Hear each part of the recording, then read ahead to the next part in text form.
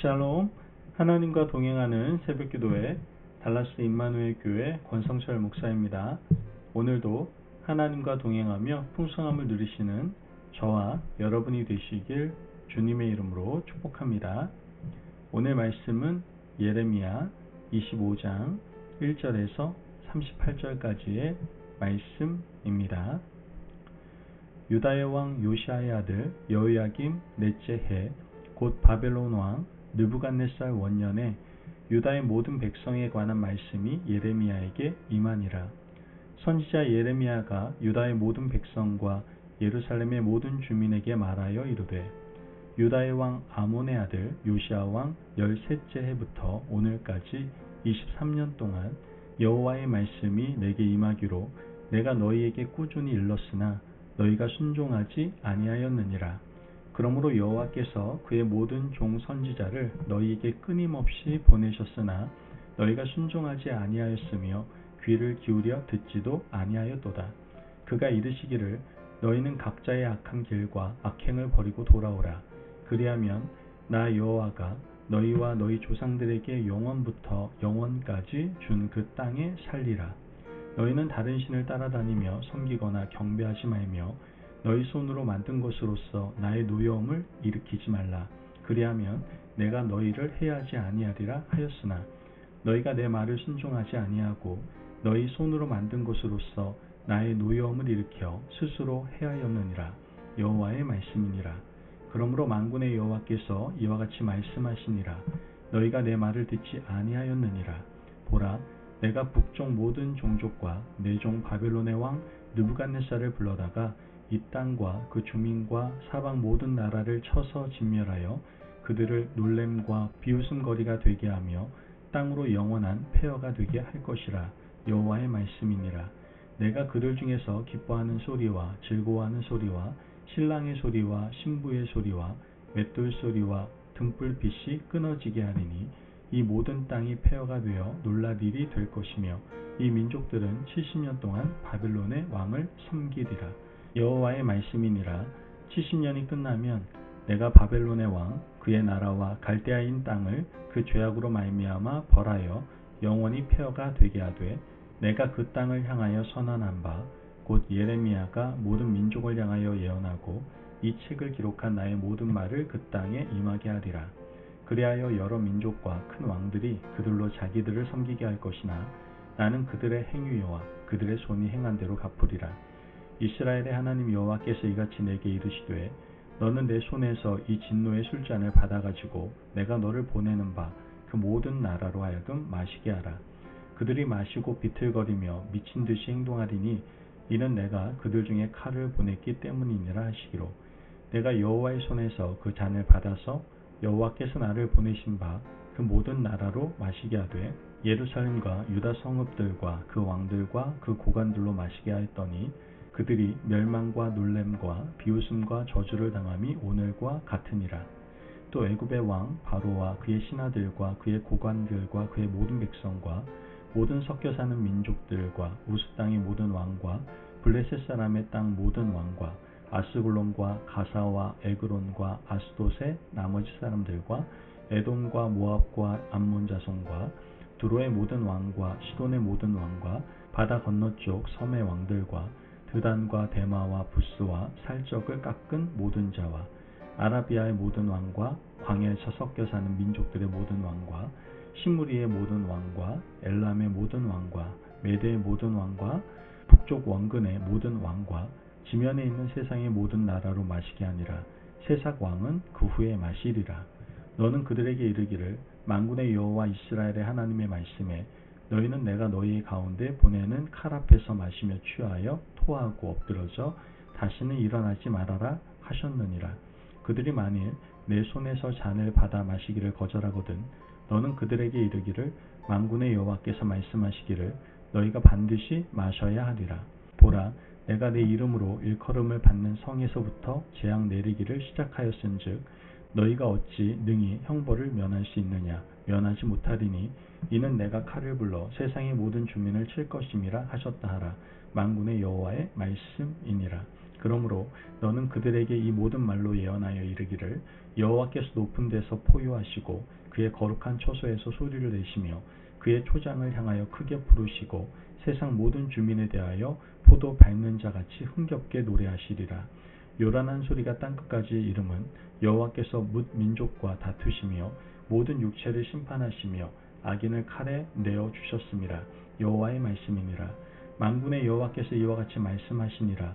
보라, 재앙이 나서 나라에서 나라에 미칠 것이며 큰 바람이 땅끝에서 일어날 것이라.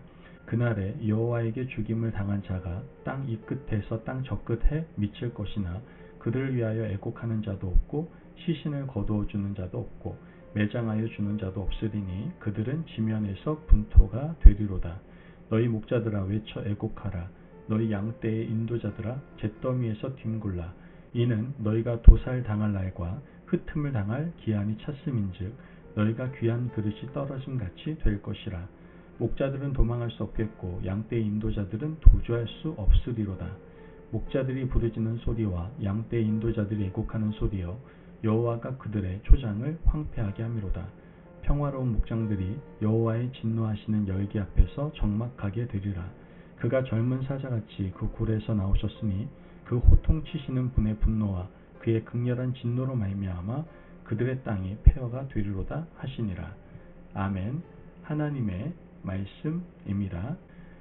하나님께서는 우리에게 부드럽고 따뜻한 선지자를 보내어 하나님의 마음을 전하게 하셨습니다. 하지만 남유다 백성들은 여전히 죄악 가운데 행했고 여전히 정의와 공의를 상실한 채로 살고 있었습니다. 하나님께서는 그들에게 또 다른 종을 보내시게 되는데, 그런데 그 종은 우리가 상상할 수도 없었던 무시무시한 종이었습니다. 바로 바벨론 왕 느부갓네살이었죠. 어떻게 이방의 왕인 느부갓네살이 하나님의 종이 될 수 있었을까요? 3절 말씀을 보면 유다의 왕 아몬의 아들 요시야 왕 13째 해부터 오늘까지 23년 동안 여호와의 말씀이 내게 임하기로 내가 너희에게 꾸준히 일렀으나 너희가 순종하지 아니하였느니라. 하나님께서 멸망으로 치닫고 있던 남유다 백성들을 위해서 하나님의 사람 예레미야를 보내셨습니다. 예레미야는 나라가 망하기 전까지 23년 동안이나 하나님의 말씀을 전했습니다. 길고 긴 세월 동안 예레미야가 고통받았던 일을 한번 생각해 보십시오. 하나님의 말씀을 전하는데 사람들은 비웃고 말씀 앞에 순종하지 않습니다. 여전히 우상숭배 가운데 빠져 살았고 고아와 과부를 무시하고 압제하고 사회적 약자들을 위해서 따뜻한 손길을 펼치지 않았습니다. 더 나아가 예레미야의 목숨을 노리는 사람들도 있지 않았습니까?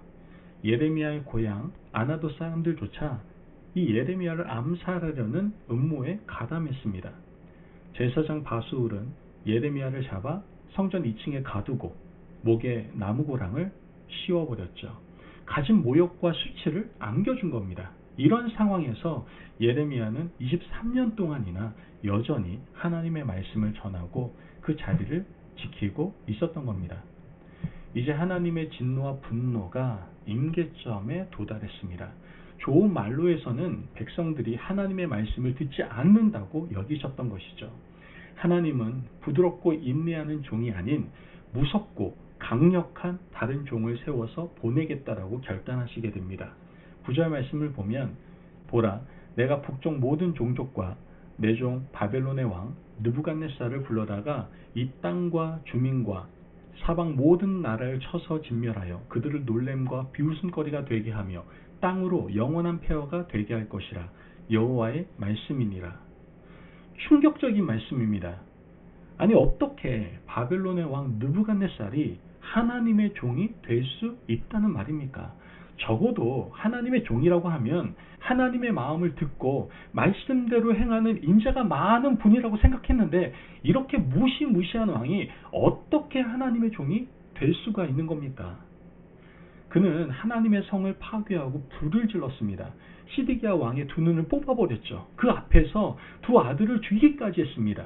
수많은 백성들과 고관들을 바벨론으로 잡아갔습니다. 그뿐만이 아니라 하나님의 성전을 불태워버렸습니다. 또한 그 안에 있는 그릇들도 도둑질하게 되죠. 그런데 어떻게 이러한 느부갓네살이 하나님의 종이 될 수가 있는 겁니까? 느부갓네살이 하나님의 종이라고 하신 뜻은 하나님의 뜻을 수행하는 자였기 때문입니다. 하나님의 뜻은 남유다의 멸망이었습니다. 느부갓네살이 강하고 능력이 있어서 유다를 탈취한 것이 아니라 하나님의 손에 붙잡힌 도구로 사용되었던 것이죠. 즉 하나님께서 유다를 멸망시킨 것이지 느부갓네살이 문제가 아니었던 겁니다. 오늘 이 사실이 우리에게 주는 교훈이 무엇입니까? 하나님께서는 우리에게 평안을 주시고 좋은 말로 끊임없이 말씀하십니다. 때로는 선지자를 통해서, 때로는 나와 가까운 사람을 통해서, 하나님의 기록된 말씀을 통해서, 우리 마음에 내주하시는 성령님을 통해서 깨닫게 하시고 말씀하십니다. 그때 우리는 그 말씀을 듣고 돌이켜야 합니다. 잘못 가는 길 가운데 있다면 즉시 돌이키고 하나님 앞에 무릎을 꿇어야 합니다. 제가 생각해보니 잘못 살았습니다. 다시는 이렇게 살지 않겠습니다. 이처럼 돌이키고 다시 한번 기회를 달라고 엎드려야 합니다. 여러분, 23년 동안 예언하며 하나님의 말씀을 전했던 부드럽고 따뜻한 선지자의 말씀을 듣지 않았을 때 하나님은 또 다른 종을 세워서 그들을 심판하시는 무서운 하나님이심을 우리가 깨달으시기를 바랍니다. 바벨론 왕 느부갓네살은 어떤 식으로 하나님의 의지를 실천하고 있습니까? 15절에 16절 말씀을 보면 이스라엘의 하나님 여호와께서 이같이 내게 이르시되 너는 내 손에서 이 진노의 술잔을 받아가지고 내가 너를 보내는 바 그 모든 나라로 하여금 마시게 하라. 그들이 마시고 비틀거리며 미친 듯이 행동하리니 이는 내가 그들 중에 칼을 보냈기 때문이니라 하시기로. 하나님께서는 진노의 술잔을 준비하셨습니다. 그것을 바벨론 왕 느부갓네살을 비롯한 주변 열강들에게 주어 마시게 하셨습니다. 그들이 하나님이 주신 진노의 술잔을 받아 마시고 손에 칼을 들고 비틀거리며 하나님의 백성을 칠 겁니다. 이제 피비린내 나는 살육이 벌어진다는 뜻인 겁니다. 본문 19절에서 26절까지를 보면 느부갓네살 왕뿐만 아니라 남유다를 둘러싸고 있는 여러 나라들이 진노의 술잔을 받고 칼을 들고 유다 백성들을 칠 것이라고 예언하고 있습니다. 여러분, 하나님께서 우리에게 기회를 주실 때 돌이키지 않으면 진노의 술잔을 받아 마신 주변 열강들이 하나님의 백성을 치게 될 겁니다. 오늘 우리나라 교회들이 깨어 엎드려야 하는 이유가 바로 여기 있는 겁니다. 우리나라 국제 정세가 두렵지 않으십니까? 하나님의 진노의 술잔을 주변 열강들에게 주어서 그들이 우리 민족을 치기 전에 우리가 깨어 엎드리고 기도하는 지혜를 가져야만 하는 겁니다. 그러므로 오늘도 우리에게 주시는 주님의 말씀을 깊이 깨닫고 주님의 은혜를 감격으로 받아들임으로 기쁨으로 살아갈 수 있는 저와 여러분이 되시기를 주님의 이름으로 축복합니다. 아멘. 기도하겠습니다. 사랑이 많으신 하나님 감사합니다. 오늘 우리에게 귀한 말씀에 은혜 허락하심을 감사합니다. 하나님, 하나님께서 부드럽게 말씀하실 때 순종할 수 있는 지혜로운 하나님의 자녀 되게 하여 주옵소서. 진노의 술잔이 이웃 나라들에게 주어지기 전에 먼저 깨어서 우리 나라를 위해서 간절히 기도하는 저희 모두가 될 수 있도록 인도하여 주옵소서. 감사하며 예수님의 이름으로 기도합니다. 아멘. 오늘도 하나님과 동행하며 풍성함을 누리시는 저와 여러분이 되시길 주님의 이름으로 축복합니다. 여러분, 오늘도 말씀하시는 하나님의 음성을 듣고 간절하게 엎드리고 기도하는 지혜로운 주의 자녀들 되시기를 바랍니다. 말씀 안에서 승리하십시오.